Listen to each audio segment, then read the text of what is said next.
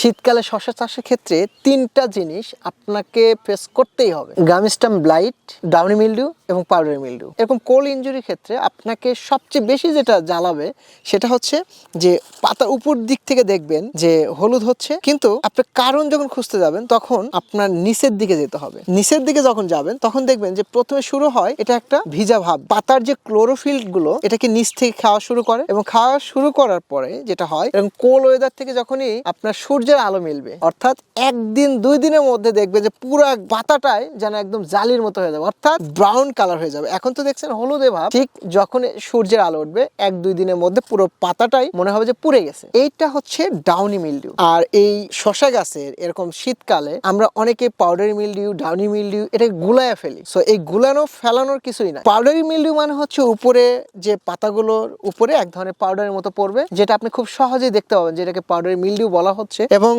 পাতার উপরে এক ধরনের পাউডার বা সাদা সাদা ভাব আপনাকে হাত দিয়ে যখন এরকম ডলবেন তখন আপনার হাতে বা নখের সাথে কিন্তু চলে আসবে। কিন্তু ডাউনি মিলডিউ ক্ষেত্রে যেটা হবে যে নিচের দিকে পাতাগুলো সাধারণত বয়স্ক পাতা থেকে শুরু হয়। এটা এই ডাউনি মিলডিউ বয়স্ক পাতার নিচের দিকে আপনি যখনই দেখবেন কোল ওয়েদারে বা কোল ইনজুরিতে গাছে এই তীব্র শীতের দিকে দেখবেন যে আপনার নিচের পাতা এরকম সাদা ভিজা ভাব দেখা দিবে, এবং ভিজা ভাব থেকে যখন রোদ উঠবে তখন কিন্তু আপনার পুরো গাছই পুড়ে যাওয়ার মতো মনে হবে। এই সবসুপ দাগগুলো অনেক সময় মনে হবে যে আপনার গোকরা সাপের মতো আর কি দেখতে লাগে। হ্যাঁ।